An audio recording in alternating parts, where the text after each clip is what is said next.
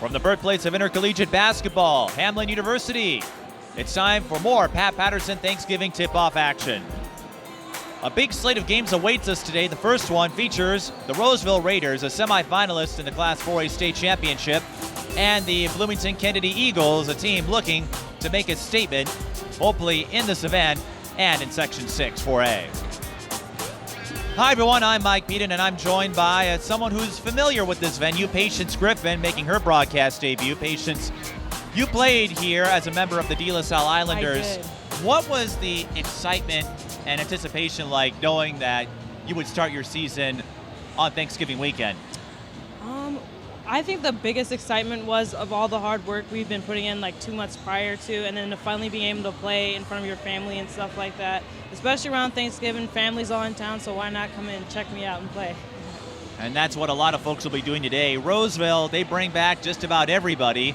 They're without Drea Barnes, who is ill, but they've got a boatload of talent. Jada Johnston, a D1 prospect. Kaylee Nelson has some D2 looks. Jada Hood, Tamia Ugas. This Roseville team is loaded, and they're hoping they can hang with the top contenders in Class 4A. Definitely having confidence in your teammates. With more talent comes with more responsibility, and it's really important to have that trust within your teammates in order to be successful. And it's also important not to overpower one another. It's important to share the glory and not be selfish, because that's how a lot of talented teams crumble fast. Kennedy has been trying to rebuild since the graduation of LaShayla Wright-Ponder and Tyra Spencer, and they took a big step in that direction. They gained Destinee Oberg, the post extraordinaire from Holy Angels. She transferred to Bloomington Kennedy. She's lighter, she's happier, in fact 50 pounds lighter. Patience, so when you drop that much weight, how does that make a post player like Destinee more mobile? Oh, that helps a great deal. You feel more powerful, you feel less fatigue, you feel more confidence in yourself, and you're able to go longer, you can push through the game. It just helps a whole lot, and you can get more limbo, more flexible, all that. So it's really helpful. Destinee is heading to Arkansas next year, and for Kennedy, they're hoping to get a little more production out of their guards. Quentin Johnson felt they were a little overpowered by the aggressive Como Park offense. We'll have the starting lineups in a moment. This is high school girls basketball. If you'd like to sponsor a TSP television broadcast, Patreon is the place. Sponsorships start at just $1 a month. Visit patreon.com/TSP television and make a pledge for premier Twin Cities sports coverage.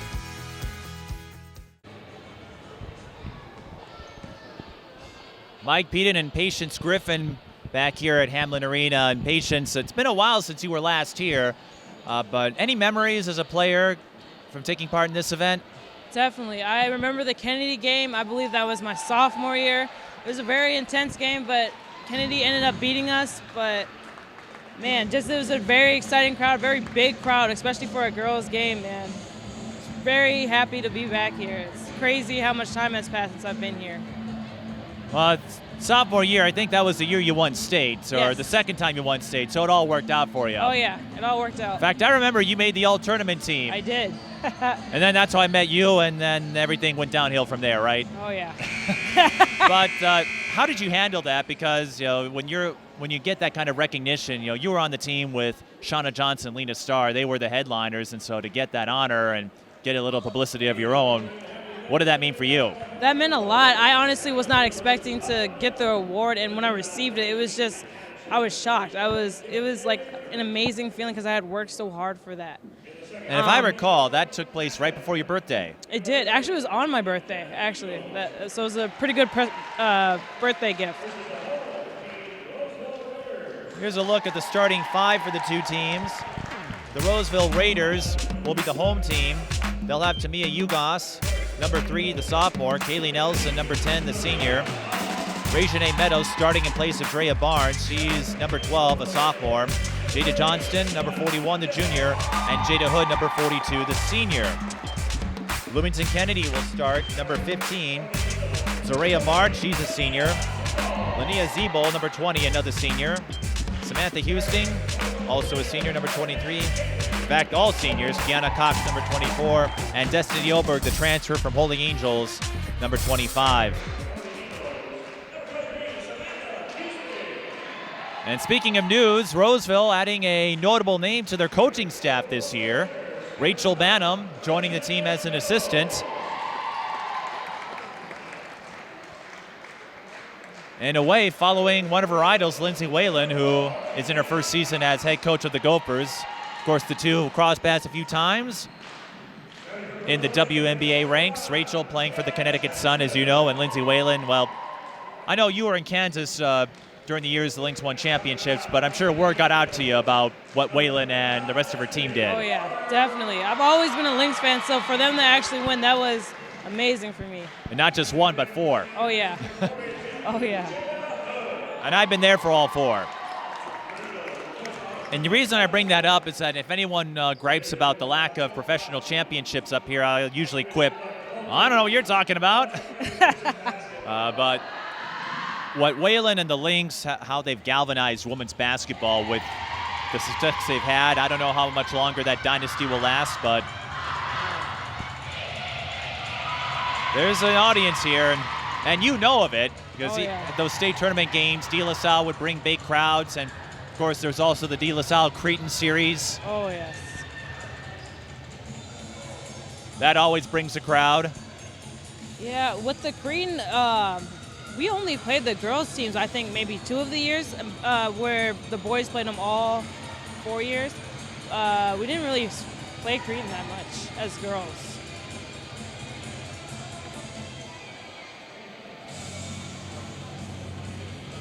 Both teams wearing new uniforms. As you know, in high school, they change it up every 2 or 3 years. Oh, yeah, definitely. Kennedy's for sure looks different, and definitely Roseville's, because theirs was always really plain, I remember. Those are actually really nice jerseys. Well, in the case of Roseville, I mean, it's hard to screw up that color combination of black and silver. I mean, it may look plain to us, but yeah, they do look a little sleeker than usual. Definitely. And for Roseville, this weekend is the first step in moving forward. Many of you know what happened in the spring. They got caught up in some turmoil with one of their former teammates as Kennedy gets the first possession. I talked to the players a little bit, and they said, you know, it's nice to have a game to focus on. Kennedy goes high-low, and they score first. Linnea Ziebel. In the case of Roseville, and you're not aware, they got caught up in some fracas at the team banquet. There was some gay gifts, and one of the players took exception to the gay gift she received, and that led to some controversy. Good shot. But nothing controversial about Kennedy's start. And after a rough outing with Como yesterday, this is an encouraging sign against the number 4 team in Class 4A in the preseason polls. Steal. March with the steal and the finish. And a quick timeout for Jeff Crosby in Roseville. Kennedy out to a 7-0 start. And Quentin Johnson told me he felt his guards in particular weren't aggressive enough in yesterday's game against Como Park. I think they got his message. Oh, yeah. Kennedy came out really strong, came out as the aggressor. Oh, wow. That was a good start. Long way to go, of course. Oh, yeah. In case you're wondering, you're still a long way to go, but 7-0 is nothing when you only 55 seconds of game time have elapsed. But Roseville, perhaps it's surprising. Then again, Roseville, they weren't really tested yesterday. They played an Orono team that's rebuilding, and Jada Hood, who is one of my followers, who I didn't realize until last year. She's one of the many players that will tell me that she watches all my games on YouTube, but looked at some game tape, and they'll like that move. Nelson with the entry pass to Ugos for the score. Tamia Ugos started her prep career at Highland Park, transferred to Roseville last year. A lot of promise with this sophomore, and a mild-mannered one at that.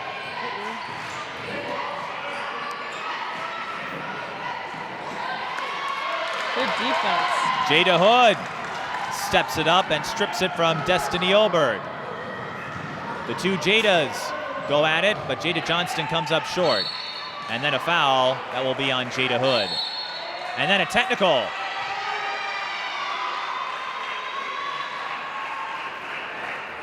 That's not something you want early in the game. The foul is on Jada Hood. And then the technical goes against Jada Johnston. Kennedy will shoot 2 free throws, and I believe at this level they also get possession.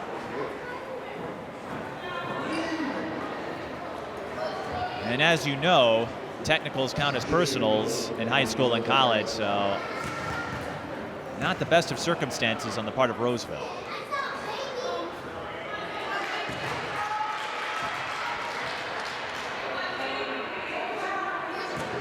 Although I've seen more feisty games. This was after you graduated, I believe the year after you graduated, Patience. I did De La Salle Como Park. The two are still section rivals as March unable to get converted the free throw line. That game had 4 technicals in the first half.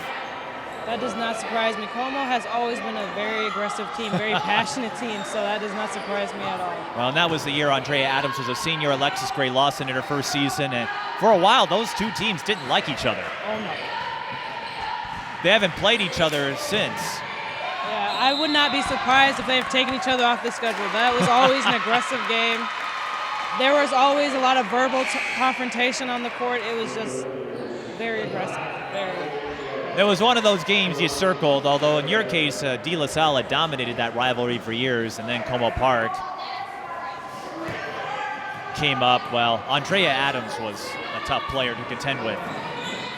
Me and Andrea actually used to be teammates in elementary school for about 3 years. 3 years at Farview Park. He was one of a good friend of mine. Kennedy got the steal, but March, her pass was too soft. Easy pickings for the 6'3" UGOS.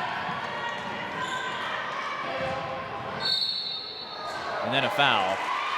Now, Patience, we were noting earlier how you respond to adversity, and this season could be an example of that for Roseville. You know, I can't imagine you faced anything that made the news and and started conversations, and you know how that goes with the comment sections. But how important is it to move forward, and how do they move ahead? Couldn't hear me. Well, they're moving along just fine. One way they're moving forward is by stepping up the defense. But, I imagine, when you had your moments with De La Salle or practice or games, maybe you do something that doesn't put you in the best of light. How do you shake it off? The biggest thing is not to dwell on it. And I had to learn that very, very young, especially in practice, not to hang your head. Because if the coach noticed that, you're getting called out, and it's just not a good look. All you're doing is hindering your own success when you do that. And from the brief conversation I had this morning, Roseville is very much put what happened past them or put what happened behind them.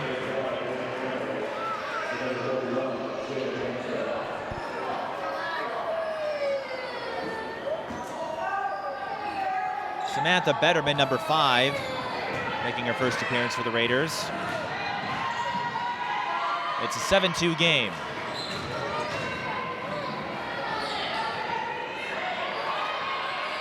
Roseville getting the stops on defense, but they're struggling down low.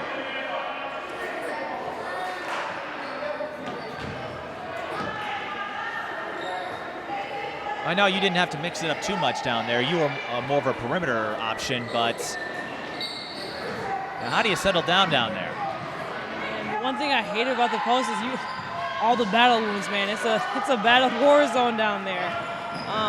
I sometimes would kind of sneak my way into it if we were playing a smaller team, but that's the tricky thing about down there is that you pick up fouls like crazy down there. And we haven't had too many fouls yet, but we've seen a lot of strips, a lot of contact. The question for Roseville, can they finish down low? They've held Kennedy scoreless for the last few minutes, and that will be a foul charged to Josie Howd, number 4. Zaria March got the jump, and Zaria March, I've noticed she is looking to pick off those passes at the key.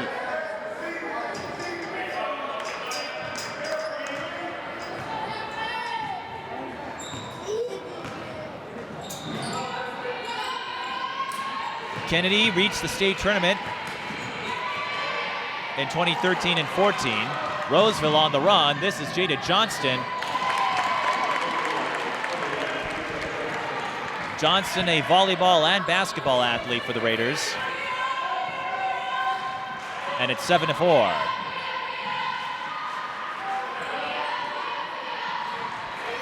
Here's Samantha Houston, goes up, missed everything. Roseville looking to push again. Josie Haug with the spin move, and now Quinton Johnson calls timeout. You've played enough games to know that momentum can change in a hurry, and it looks like we're seeing that play out here. Definitely. What would you say has led from the 7-0 start from Kennedy to the 6-0 run for Roseville? With Roseville, their shots are starting to fall most definitely.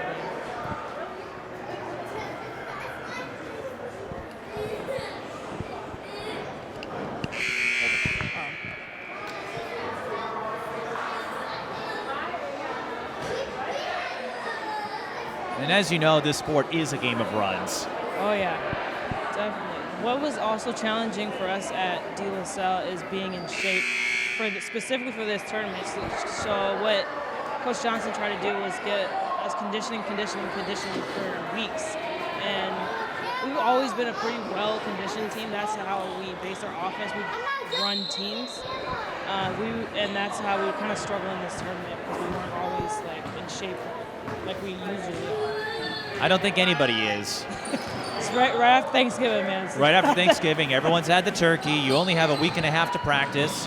And a lot of these athletes, Jada Johnston, for example, Tamia Ugas, they're coming over from another sport. And if you make a deep run, and we're going to have that's an inadvertent whistle. Inadvertent whistle. They will allow substitutions, though. That's always a little amusing, I suppose, whenever I don't know how often it happened, but when you play a game, the ref blows a whistle and says, oh, nothing, play on. It's like, okay. Riley Parker, 31, is in there.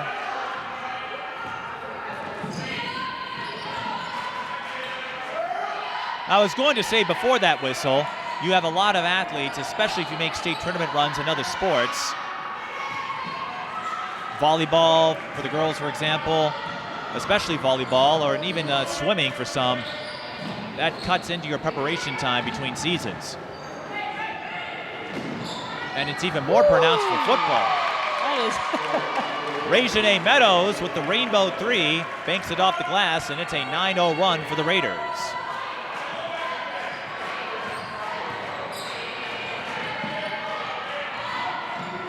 Kennedy has not scored in roughly 5 minutes. They go for the high-low. Amaya Graff had to clutch, and that may have cost her. Roseville looking to push again. Ugas, no foul called. And then we'll get one on Roseville. And something, a lot of coaches will tell you this, especially with the big post players. Sometimes, and Liz Cambache brought this up, how much of it is legitimate, I don't know. But, as post players, sometimes it feels like you're in a tough spot out there because you may not get the benefit of the doubt compared to the guards or your wing players. Definitely. One thing with the post players, they really have to kind of not necessarily beg for the ball, but they definitely don't get as much touches. Who doesn't beg for a foul now? But definitely they don't get as much touches as a guard, and that's the one thing as a post that was very frustrating, is lack of touches. Not that it bothered you. You probably got every call. Oh, yeah. 9-7 our score. And so for folks like Destinee Oberg, who's on the bench right now, or Tamia Ugas, they're big, they're great at what they do, but because of their frame, how they're built, even unconsciously you're thinking, well, they can take contact. It's not easy for a post player. Zoraia March picks it off. Kennedy looking to end this scoring drought, and that's not going to help. Linnea Zeeble, I'm not sure what happened there. Looked like she got caught in a trap of her own. She wasn't quite sure what she wanted to do and tied herself up. 9-7 is our score. Kennedy started the game on a 7-0 run. They have not scored in over 6 minutes. Roseville, in that time, on a 9-0 run. But you still have the speedy Zoraia March. Almost lost it and couldn't get control in time. And that's one reason Kennedy has been able to stem the bleeding on the part of Roseville. Raiders get the save. Ugas doesn't have that range, goes off to Parker. And we're going to have a foul called on Amaya Graf.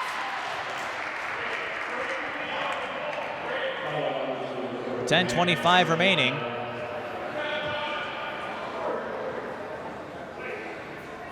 Now, Roseville ran up the score yesterday against Orono. That's not something they do usually, and we have another whistle. And it's on Howe, called for a blocking foul before the inbound.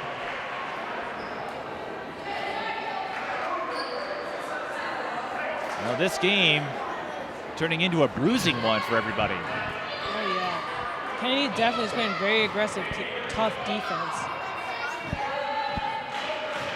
And that tough defense has kept them in this.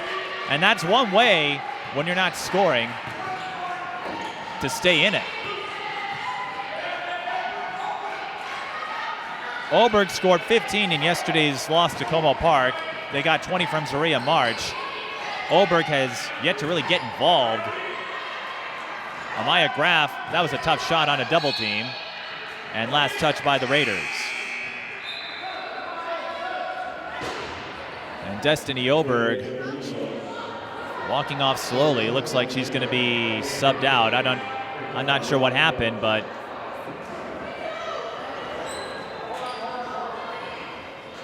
she's slow to go back to the bench. Did you see what happened there? I did not. It looks like she probably tweaked her ankle a little bit.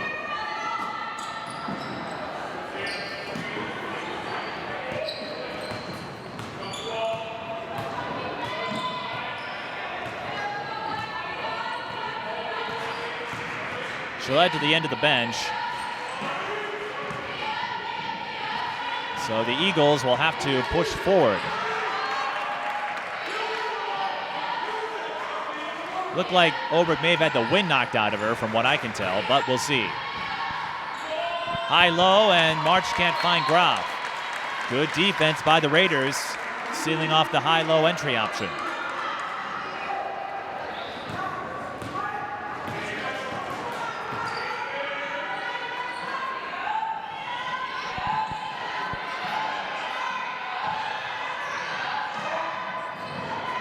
Ugas went for the layup, comes up empty. Rebound going to Zeeble. Can the Eagles end this scoring drought?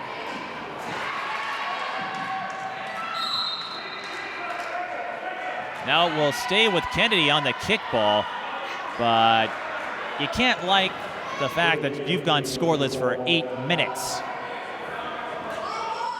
if you're the Eagles.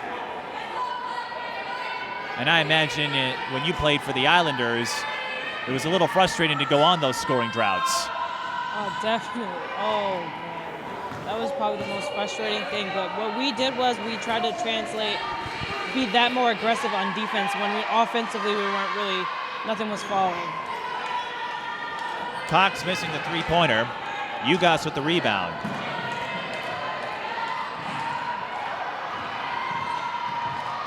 We've been stuck at 9-7 for the last 5 minutes. At least it seems that way.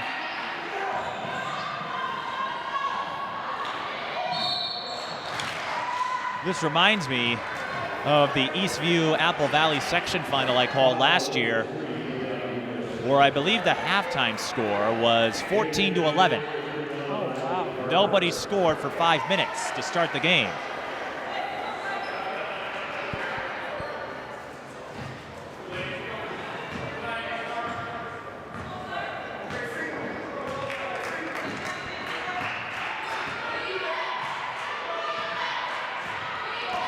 March, the kick out.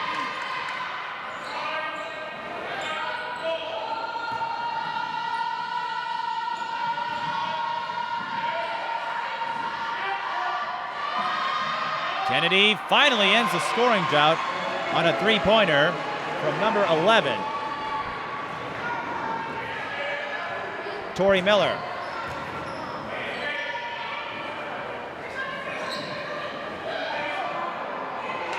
And the steal by the Eagles.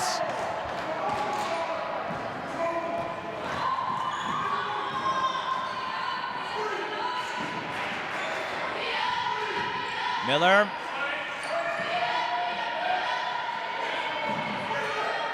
Swings it around. Here's Cox. Through the hole, and a foul's called.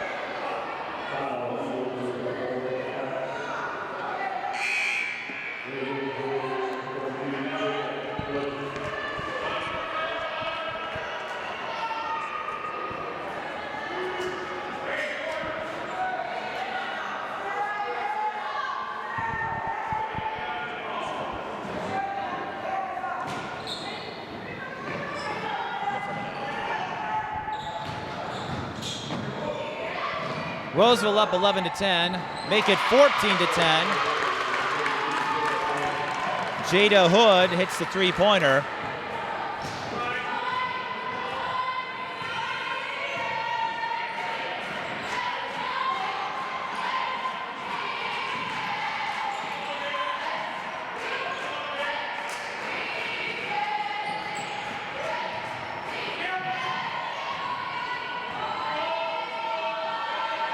Well, Patience, a little back and forth action here. Definitely. Looks like Roseville's creating in a matchup zone type situation. Very good defense, very good steal. And that matchup preventing Kennedy from really getting any looks inside. And you've seen it a couple of times. They've tried to go high-low, and it results in turnovers. In the beginning, that was working for them. It's like, ooh. Well, always nice to have some weak side help on the rebound. Oh, yeah. UGOS can't put it in.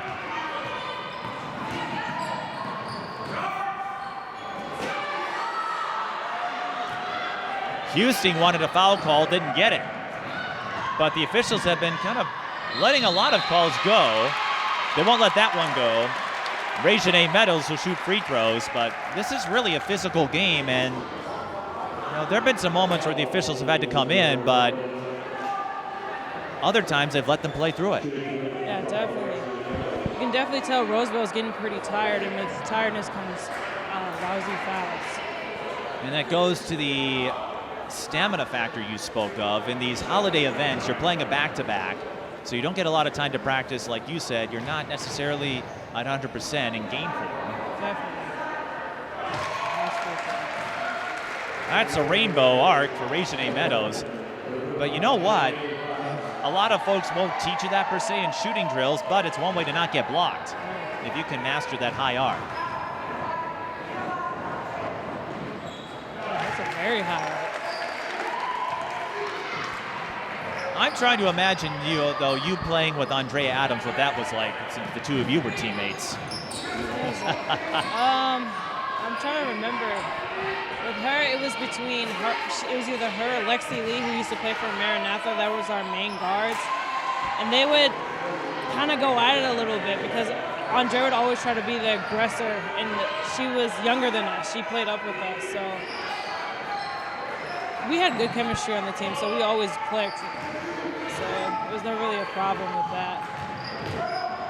Well, I see Destinee Oberg stretching, and I see Roseville flourishing.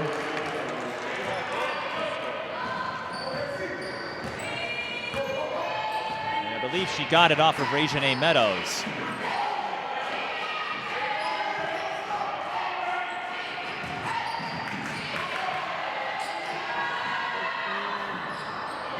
Zaria March lost her balance.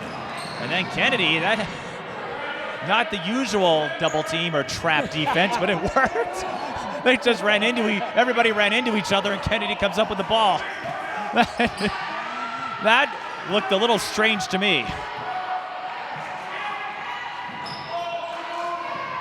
Better to be lucky than good, though, right? Oh, yeah. Well, now they go. Zaria March picking things up for the Eagles. And without Oberg in there, she's stretching, hopefully working through that injury. That does make Kennedy a little faster because they have that smaller lineup. Hood, spin move. That did everything but go in. But that's what you want. I mean, if you're Jeff Crosby, you'll take that. I mean, you like to finish, but that's a good sign. 3 on the way and a foul away from the ball.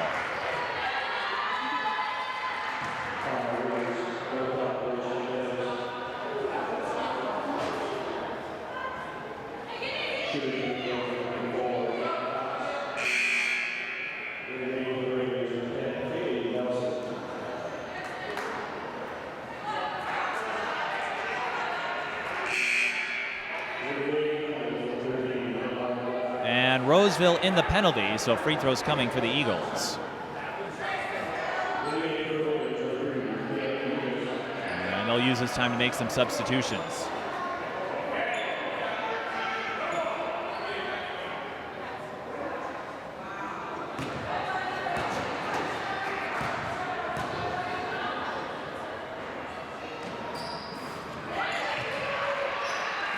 One and one, Cox makes the first.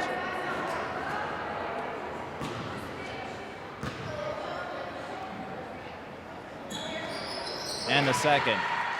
You mentioned the rivalry with Como Park. Who are some of the physical teams you had to go against when you would play for the Islanders? For sure, Como. That was probably the most physical team. I'm trying to remember. I just remember with Como, like, they are a team that tries to, they like to play dirty, and they like to get a reaction out of people. So it was for us to be like mature and like poised. So those were really like, that was really like the most like physical team we had played against, at least in my last 2 years.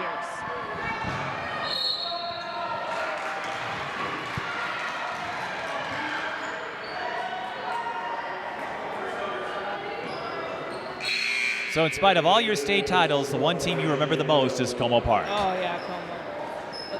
They were just, I don't like to call teams like dirty, but they were really, really, not all of them.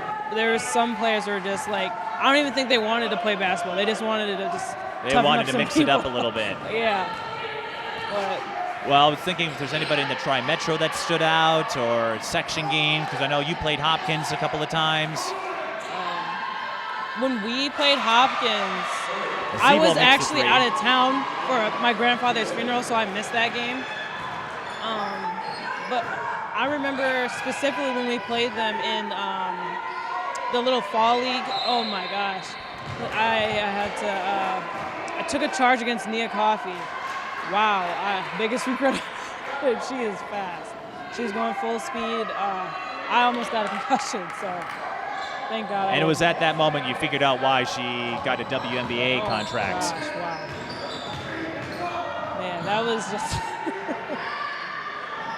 Yeah, that was fun. I mean, there were teams with like aggressive individuals, but like the only team that really stood out to me as like a cohesive, aggressive team was Como.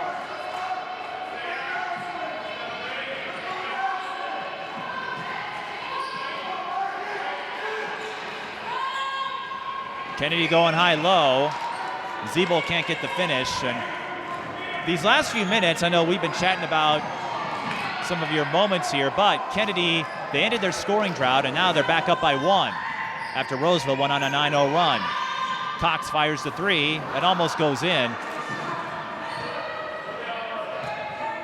It's been a rough game. On top of that, the preparation we spoke of, it's not often you play in the morning. Oh, no, especially in high school. Definitely a low-scoring game as well. That's not unusual for Roseville. That's what they aim for. They try to, get to the 50s or 60s. They don't want a game to go any higher than that. That actually reminds me of Providence, the way they used to play. They used to score and then hold the ball for as long as possible until they got that perfect shot. And that caused a lot of issues, I remember. And it was... Well, probably drove everyone else crazy. Oh, man. You're waiting for them to make a move, and they'll eat up 5 minutes of clock before doing it. Yeah. But they did get a state title out of it. Oh, yeah. They weren't the most exciting team to watch, but they did what they had to do to win, man. Amaya Graf gets a three-pointer for the Eagles. They have a 22-20 lead as we close in on halftime intermission. Ugos drives out of control. And the Eagles have time for one more. Can they get it off? They do, but it falls no good. But the Eagles, they respond from that extended drought of theirs. And after going up 7-0 and then trailing by 6, they're up 22-20, closing the second half on a 10-2 run. You'll take that. Oh, yeah, definitely. Halftime is well needed for Roseville. They are tired. All right, we'll head to the intermission as well. This is high school girls basketball, the Pat Patterson Thanksgiving tip-off. Bloomington Kennedy leads Roseville 22-20. If you'd like to sponsor a TSP television broadcast, Patreon is the place. Sponsorships start at just $1 a month. Visit patreon.com/TSP television and make a pledge for premier Twin Cities sports coverage.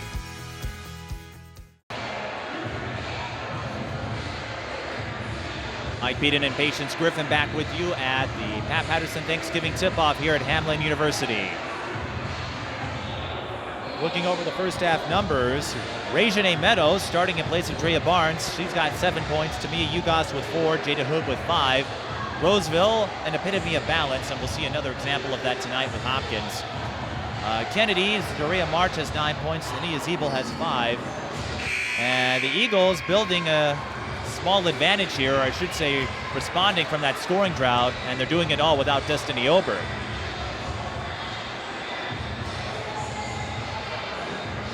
Patience, any expectations for the second half? Hopefully Roseville is rejuvenated so they can kick it into gear. Hopefully more scoring. Hopefully both teams get their momentum back and speed the game up.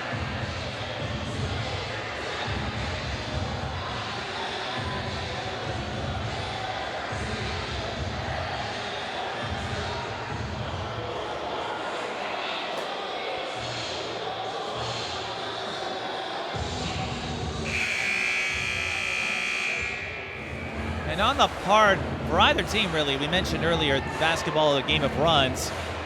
Whoever can pick up momentum here in the second half,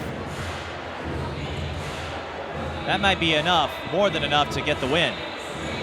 Definitely. That's probably the biggest thing, especially early in the season. It's all about who's more in shape, who's more athletic and stuff like that. But as the season progresses, everybody gets in shape. That's when the real games start to just show.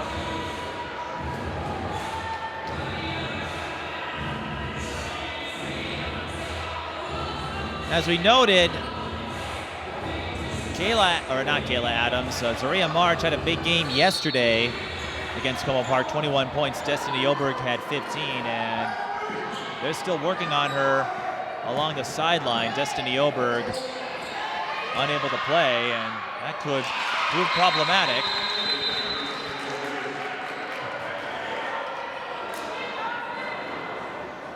And I believe that was Meadows who scored. And we have another stoppage in play.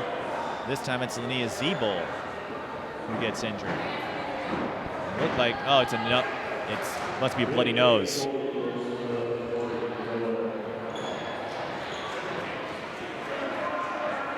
So this game proving costly to Kennedy's roster.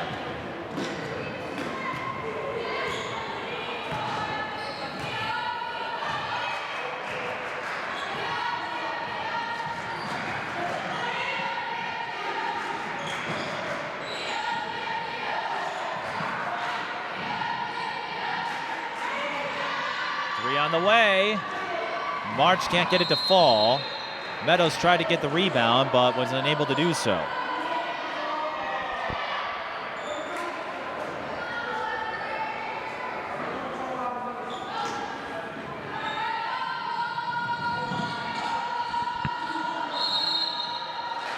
Five-second violation. Now with Kennedy playing shorthanded, here's a chance for the Raiders to really make a run. Because when you look at the roster from top to bottom, you would give the edge to Roseville and all the players they're bringing back. And Jada Johnston looking to do just that.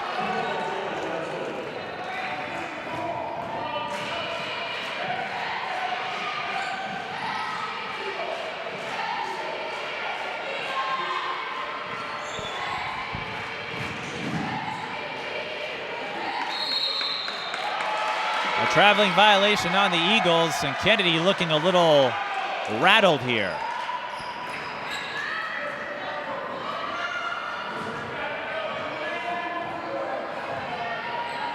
The Patience, we mentioned Rachel Bannum on the sideline watching the Jada Johnston show. While she's only an assistant, so she's not the face of this Roseville team. But Roseville off to a fine start. When you have someone with her experience and what she was able to do at Minnesota, she's had a few seasons of WNBA under her belt. What can that do for a group like Roseville? Definitely, if I was in the position that these girls have, I'd be really excited, especially if I'm looking to be at the college level, to be at the NBA level, to have someone so close to my age to experience it firsthand that help me, get me more excited, I would say.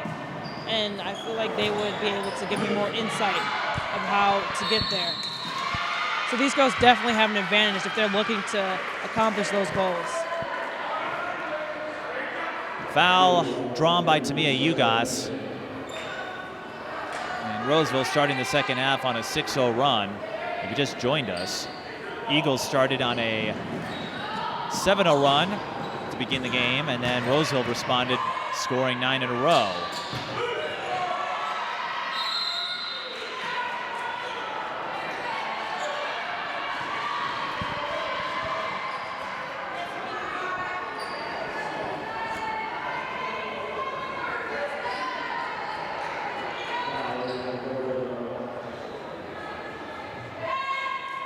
Kennedy finished under 500 a year ago. And if Oberg, if she's able to play, And I expect she will. That record figures to go up a bit. And Tamia Ugas, something's up with her. We mentioned the physicality in the first half, and in the sport of basketball, every game has a certain level of it, but yeah, it definitely looks like she got hit in the face a little bit. You're right, and we had Zeeble get hit in the face. Ugas, she'll sub out. Looks like she's okay, but this is a tough, gritty game.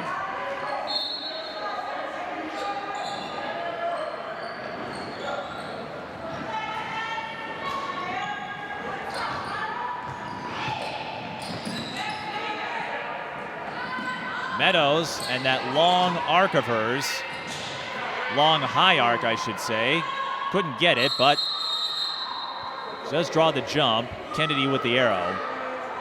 And for the Eagles, consistency based on these first couple of games, that's going to be the big key for them.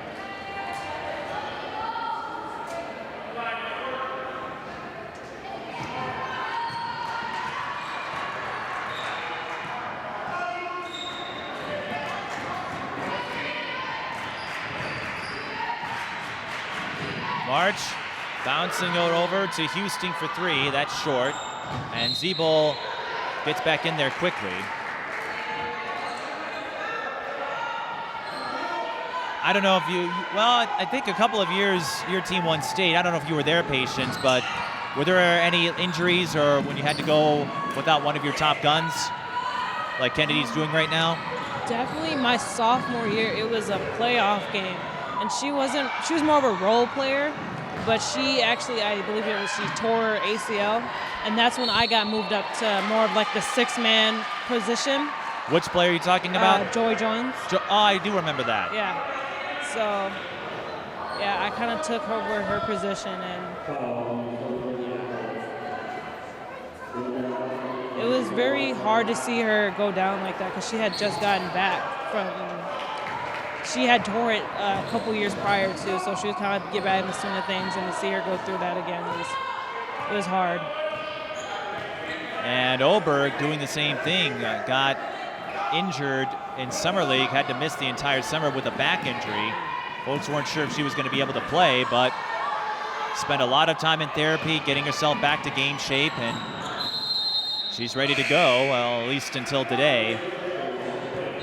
Back injuries are not anything to play with. When I was younger, I actually struggled with back problems myself, but it wasn't like super to the point where I had to have like surgery, so more so chiropractor and stretching, all that helped.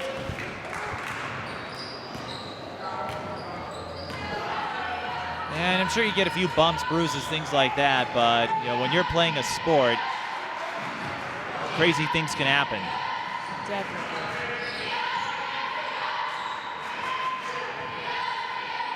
And for the Eagles, whatever happens with Oberg, whether or not she's able to play, Graf comes up with it, clutched again. And that's the second time we're going to have a foul on Zeeble. That's the second time I've seen Graf in position.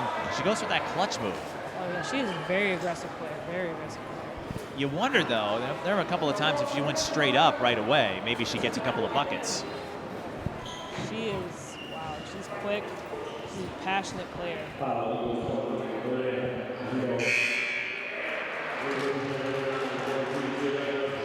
So Zabel is hit with a foul.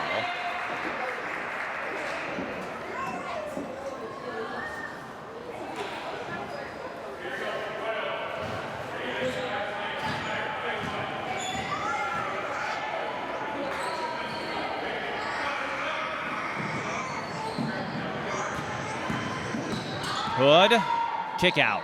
3 on the way from Samantha Betterman. Off the mark, but the strong side rebound to Ugas. Hood will try it. Bullseye. I like the little showboat. She held the form. Kennedy calls timeout, and Jada Hood, she's not afraid to show her personality. Last year in the postseason, she dyed her hair pink because she found it to be a color that stands out well. And she told me, when Roseville makes state, she doesn't say if, she says when. Now, we have a long way away from sections, and in Section 5, Park Center, Centennial, there's some tough competition out there. But if Roseville makes state, Jada Hood plans to wear emerald green. Oh, man. You've been notified. Emerald green. Emerald green, that's interesting. I personally do not like the color green, but I can see her in green. I can see that. I can see that. Now I'm just throwing out colors. You could see a Jada Hood in pink. Well, a few players went pink last year. Jada Hood, Adalia McKenzie of Park Center also went pink.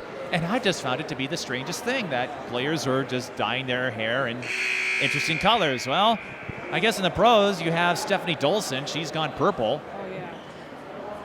I think I can't remember which year we did this. It was for a breast cancer.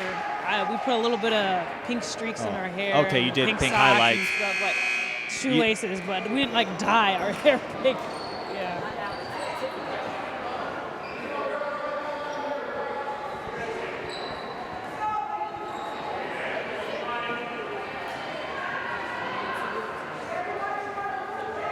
Because I don't remember ever seeing you dye your hair, or at least to the extent that Jada Hood did in Stades. No, I did not. I wasn't a big fan of dyeing my hair. The most I would do is get maybe a maroon tint to it, but I never dyed my hair. I really wish I would have done something like that at State. Now looking back at it, I really wish I would have. I could see you in gold. No, the thing is, at De La Salle, we couldn't dye our hair unnatural colors as part of our uniform. So, okay, so you had to keep it natural. Yeah. Well, you're in Kansas, and you've got a front row seat to Bill Self and all those great Kansas Jayhawks teams. Oh, yeah. Maybe for a game as March drains the runner. Just got a maybe great next win time you go to a game at Allen Fieldhouse, maybe consider wearing some blue and red. What is that arena like? Because I know you've covered some games there. Or not covered, but you've been to some games. Oh, yeah. Jump ball, Roseville with the arrow. Oh, yeah. The games down there, the energy is incredible. It is something, you get so hyped as a fan. It reminds me of the good old days when I played. It is just insane. Our fan base is amazing. We have a really great team this year. I think we have a good shot at winning it all. But what's different about this team from other teams is this team's more fundamental. We have a few explosive players, but not like we used to. But I think we could actually do it this year. All right, so when they make the tournament, they will. Hood gets the steal. Is she going to take it all the way? No. And UGOS will clean it up. UGOS with 6.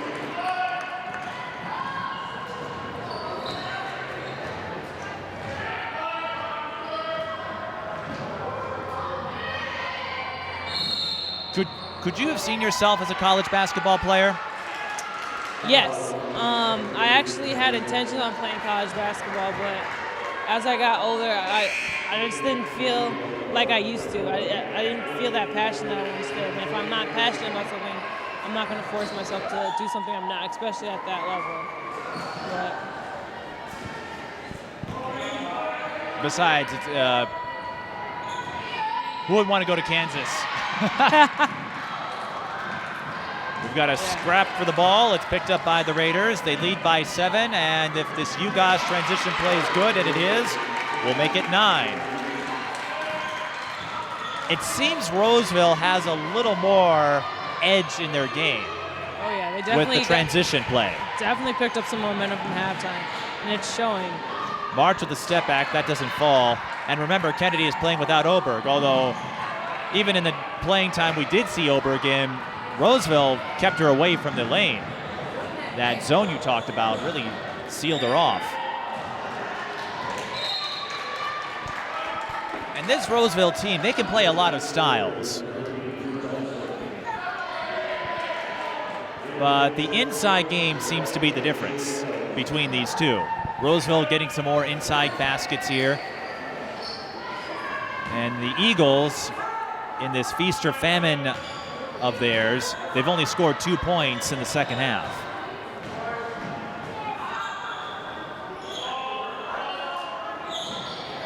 consistency is going to be their key as the season moves along, and they're going to have some tough competition. They always schedule tough in non-conference play. They've got a game with Hopkins. And get this, they will be playing Holy Angels on the road. They'll be going to face them, and so that'll put Destinee Oberg against your former team. Kaylee Nelson gets on the board with the triple. I actually recall playing against her. I think she was like an 8th grader or something when I was playing. That's why I knew I noticed her from somewhere. She's recognizable, isn't she? Yeah. Helped Holy Angels win a state championship her freshman year. Yeah. But didn't like how things were going. Didn't feel like she was getting as much support as she was hoping for. And I'll give this about Kennedy. Zaria March is not giving up. She's working for it. Here comes Ugos, doesn't have breakaway speed. And can't get the short bunny to fall. March looking to attack. Meadows was there. And Eagles will reset. Here's Zeeble. Fires to Cox for 3. And that goes over the backboard. Dead ball rebound to the Raiders.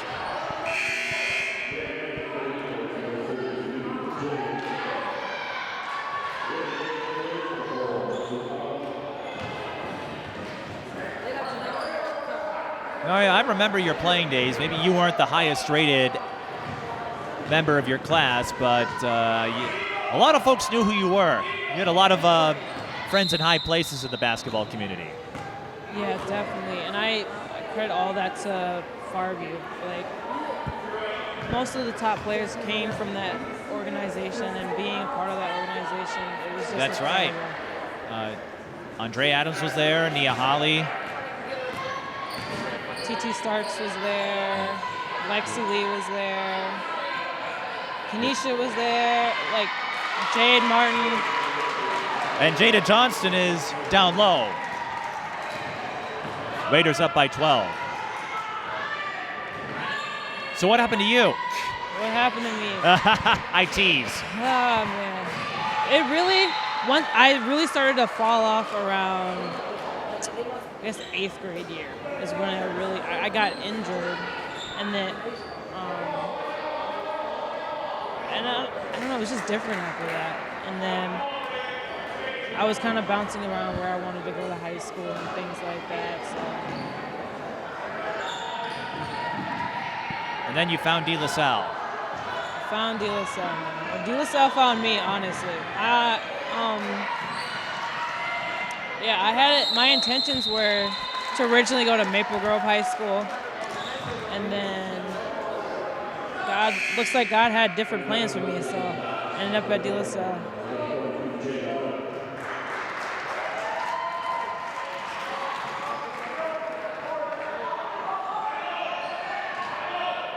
.9:02 left in the second half, and not a good inbound sequence, although they do rule it a deflection, so Kennedy, okay, it was off Kennedy, that's what I thought. When it looks like here, this game is a matter of discipline. Roseville has a little more of it. And remember, they didn't face any adversity yesterday. They knew Orono was rebuilding, new coach, and when they had a chance to look at game film, figured they were going to face a team that is trying to build their way back up. But this Kennedy team, they're competitive. It's just a matter of stringing it out to a full game. Some of the top teams, Hopkins and Eastview, and, well, your De La Salle Islanders, the years you won state, they could do that on a regular basis. Find a way to scrap with the biggest of them.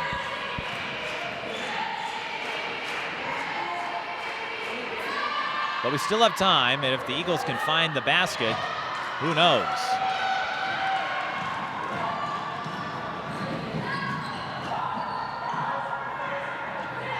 Hood to Ugos. The spin move on Zeeble. Nice.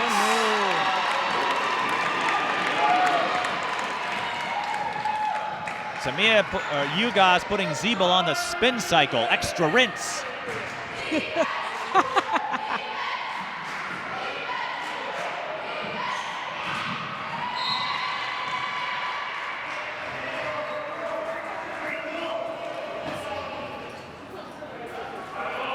But the more I watch this game, the more I understand why Roseville got the preseason hype they did. Of course, no one really pays attention to that as Jada Johnston fouls number 32 of the Eagles.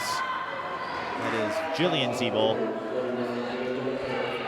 And you had to deal with this as well. Those years you went to state, De La Salle was always ranked and close to the number 1 spot.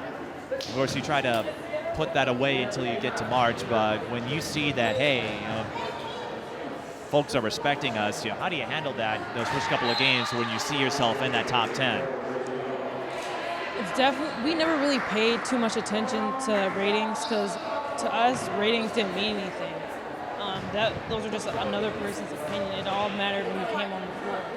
So we didn't really focus on that until it came to state, where we had to focus on seeding and who we're going to play and things like that. And sometimes coaches use that as motivation for us. Sorry to jump on you, but that was a nifty move from Jada Hood to Tamia Ugas. Yeah, but she would use that as motivation for us. Like, okay, they rated us here and this team here. This is how you are viewed. This is what you need to go out and do. And that pushed us a lot because there were some years we were rated lower than teams we know we were better than. So that fueled us to a few championships. So I won't forget this. Hang on, we got a 3 from the corner. That falls short from Tori Miller. And a foul is called on the Eagles. I think the first year of your three-peat, 2011, the year before you came in, or maybe it was 12 or 13, maybe been 13. De La Salle, they were seated 2nd or 3rd, and your assistant, Liesel von Steinbergs, took exception to that. She always thought the Islanders should have been a little higher than they were, but they won it, so that's what counted, right? Oh, that's always what matters. The seating. Some folks get into it, others will just drive to the rim like Tamia Ugas. Oh my gosh. I love the energy from the Roseville bench. I love it. And this second half, to me, highlights the difference between where these two teams are at. Roseville having more depth, even without Drea Barnes, who scored a 32 on her ACT, I should add. Oh, wow. Wow. It's too bad she's not out there, because I would love to hype it up, but still pretty good. It's all right. That was 5 points better than mine. Oh, wow. Man, I hated the ACT. Do I dare ask what your score was? I do not remember, but I know it was not a 32. It was not a 32. Well, it was high enough to get you into Kansas. Yeah. Tori Miller, 3-ball, corner pocket. And this is what Kennedy needs if they're going to fight their way back. Ugas, by the way, up to 15 points after the 3-point play. And she's feeling it. Goes up against Graf. She's blocked. And a kick. It will stay with the Raiders.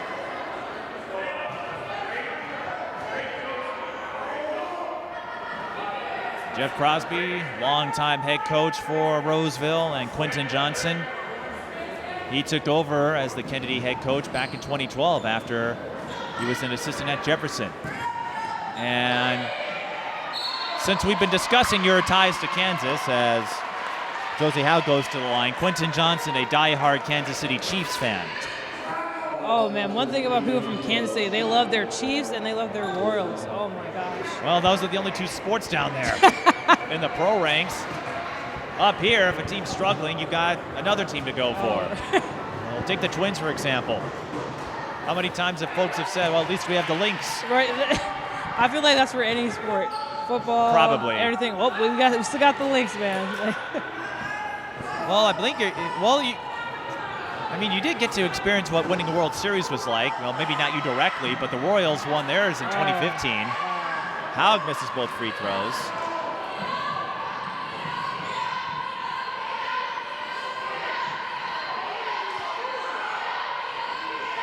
Opportunity for the Eagles.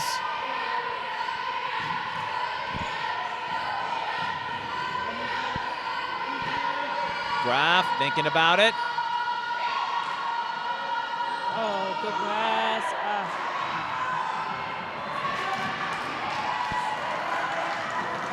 Roseville with the stop. And Amaya Graf swoops in to strip Tamia Ugas. I'll say this, Zaria March, she's a solid leader defensively. Oh, yeah. Up, pass. Does she knock it down? That's something you needed if you were the Eagles. Ugas in trouble, needs help. Oh, wow. There is the 10-second rule, as you know, and Jeff Crosby's going to call a timeout in order to avoid it. Roseville has 3 timeouts remaining. Well, Roseville certainly coming out as the aggressors in the second half, and you've seemed a little mesmerized with that post play of Tamia Ugas. Yes. She's very aggressive, very strong. It's funny to watch her play because she's far more aggressive as a player than she is in person. You know, you'll talk to her and she's mild-mannered, not an attention seeker. Most players aren't, but Ugas perhaps takes that to another level. Oh yeah. One thing I noticed with the Roseville team is the strong team chemistry, and how they are genuinely happy to be playing with each other. And you can sense that. And as you can see, as they're lined up back there, how close they are.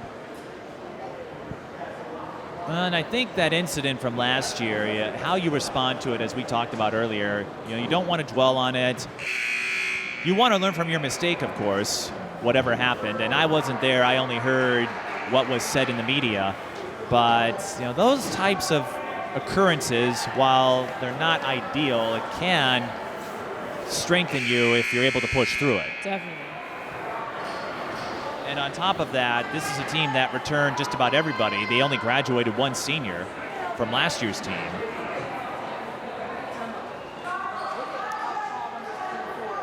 And they've had some solid talent over the years. The problem is Roseville would usually get overshadowed in their section up until last year. And they reached the state semifinals. And to do so, they upset Cretin-Durham Hall. Roseville was unseeded. Cretin was the 3 seed. Oh, wow. And Roseville, well, those are 2 Suburban East rivals, so they know each other. And Roseville used that knowledge to their advantage.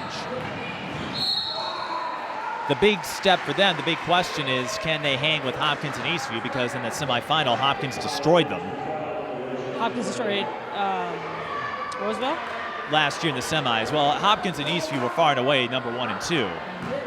It was just a matter of, could anyone else contend with them, and just didn't quite work out. But you bring back all that talent, you have that experience, and you have a little more acumen on the bench with Rachel Banham, like you said. Having someone on the bench like that, as we have a traveling violation on Kiana Cox, that gives you a little more motivation.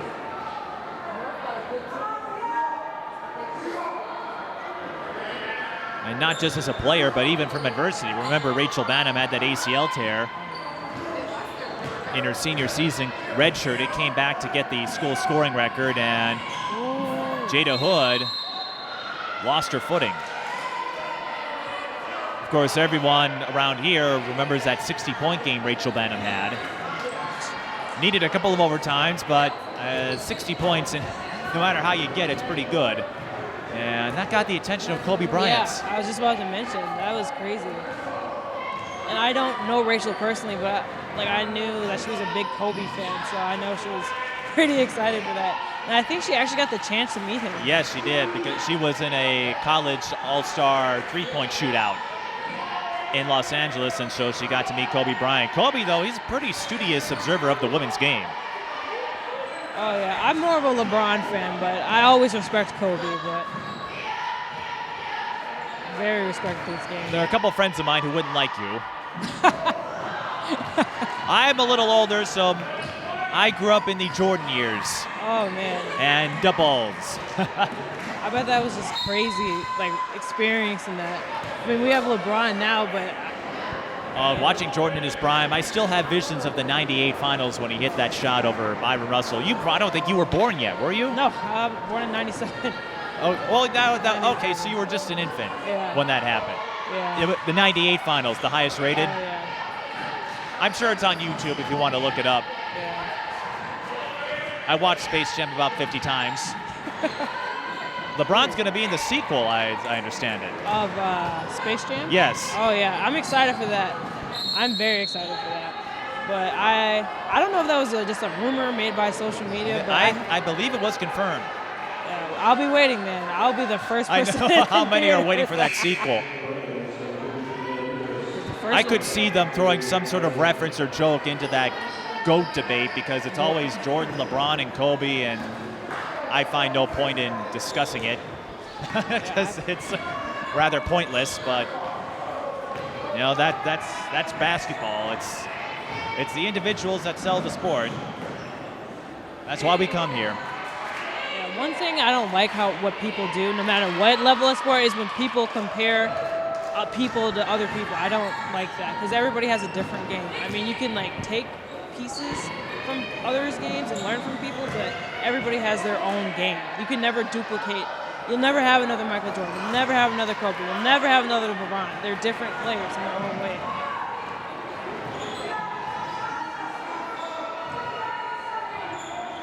And that's why, for example, Rachel Banham maybe got the school scoring record as Groff misses the three-pointer.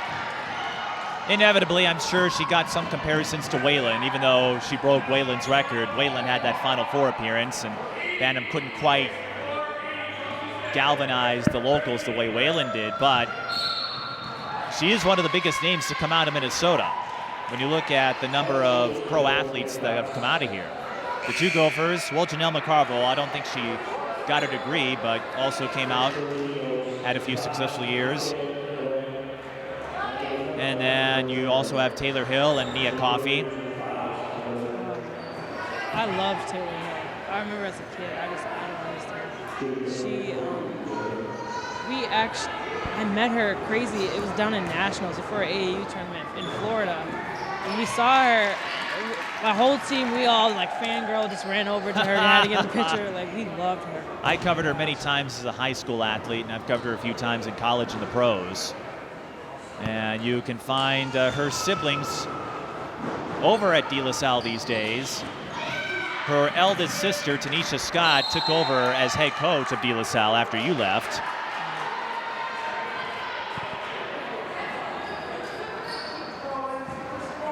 And her younger sister, Morgan, graduated and now is playing D1 at Chattanooga.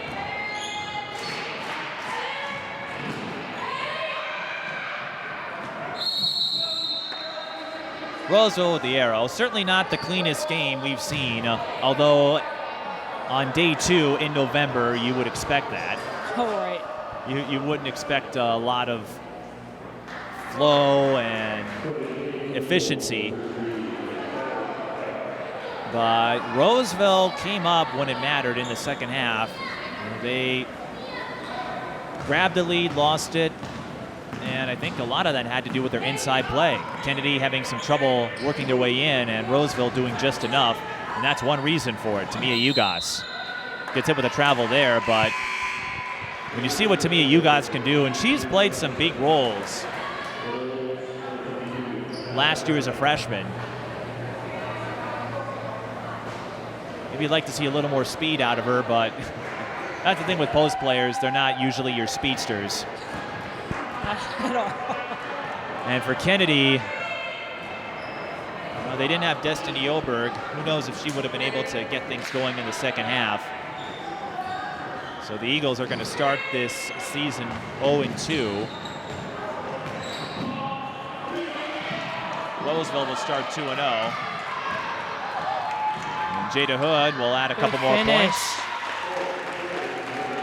Off the steal by Josie Haug. Roseville reminds me of a team like Eastview and some of the other balanced teams and those St. Paul Central super teams from a decade ago. They don't have one player who can beat you, they have several. That means they'll sacrifice some 20 or 30-point games to do it, but when you look at the number of options you have to contain for Roseville, I can see why they'll be on the short list throughout the season. And they're going to bring out the starters. Understandable. They've done more than enough, so we got a 3 that will spin its way in. For the Eagles, that was number 12, Isabel Miller. So she adds her name to the column.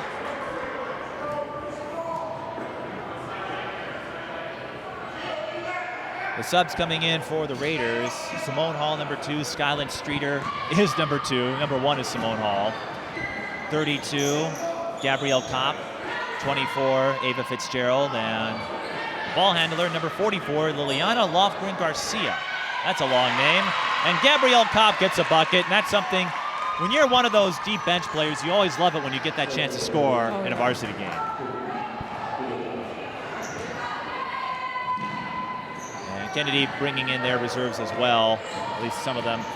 You know, Kennedy, I think they have enough there if Oberg can get back and healthy to make a run at some of the higher level teams. We'll see how they fare against St. Louis Park and Cooper in the Metro West. Those will be the teams to watch. Roseville, I'm looking forward to that Suburban East series with Stillwater. Good block. So that's a final. Roseville wins 50-34. Thanks to a strong second half, Tamia Ugos led the way. That great inside play and the inside penetration overall, whether it was the post players or drives to the lane, made the difference in this one. Definitely, man. Big turnaround for Roseville, man. I don't know what was in the water, but they came back rejuvenated, ready to go. Whatever was in the water, I think you and I want to drink of that. So, now that you've survived your first game, you want to do this again? I will do this again. All right. This is fun. Well, we're not quite sure when. There will be a quick presentation for all tournament team, since this is an invitational, and then we'll try to get a word with Ugos and some other Roseville players. This is high school girls basketball. The Roseville Raiders beat the Kennedy Eagles 50-34.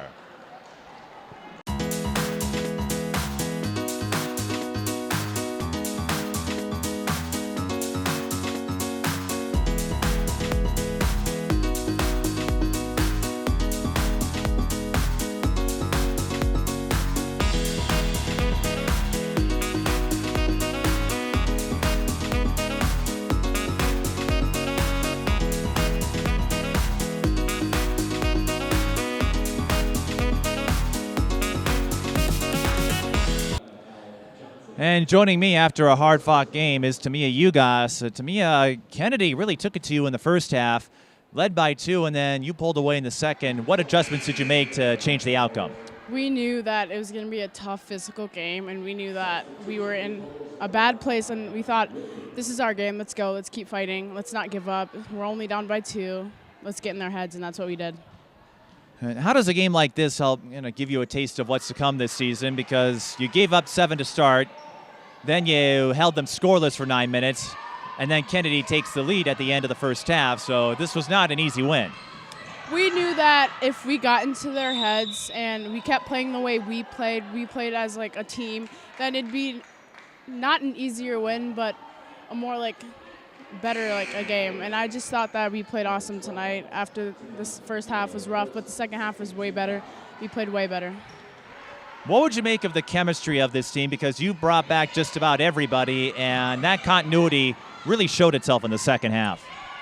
We're the same team, as you said, and it's awesome because we all love each other. We're all best friends off the court and on the court. So it's really nice when we have a fast break and we know that person's going, we just click.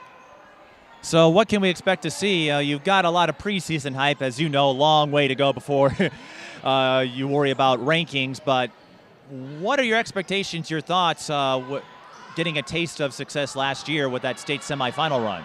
It was nice to go to state last year as a completely new team, but this year our goal is to go to state as well again and to be better than we were last year and higher improvement because we're way better than we were last year. And we'll be seeing you a few times at Suburban East Conference. You'll be one of the contenders, so what are you looking forward to there with yourselves, at Stillwater team, and a pretty solid Cretan team? We know that our conference is really tough and that every game is a battle. And just to come out strong in fighting against Stillwater, Mounds View, White Bear, all those teams, Cretan. So just keep our heads high and just keep on going. And one thing that hasn't changed, that balance of yours. Roseville doesn't look like the team that will have a bunch of 30-point scores or 30-point games, but you're one of many options folks have to try to contain. What do you make of this balance? I think it's nice when one of us is going on fire, like we're just playing as a team. Because when I'm getting double teamed, I can go and pass it out for a guard to shoot out. If they're getting double teamed, I have it. Like, it's nice where we can go back and forth where a team doesn't really know what to do. All right. Now, do you want to say hi to anybody? Hi, Mama. Hi, Mom. And I think your fans are right over there. Some of them, your old sugar coaches. One of your biggest fans. Tamia, thanks for stopping by. And we'll see you a few more times this season. Thank you. And perhaps we'll see you back at state in March. You've got a few games to worry about before then. Yeah. Thank you. That's to me, you guys of the Roseville Raiders. We'll have more for the Pat Patterson tip-off. This is Mike Peden. Thanks for watching.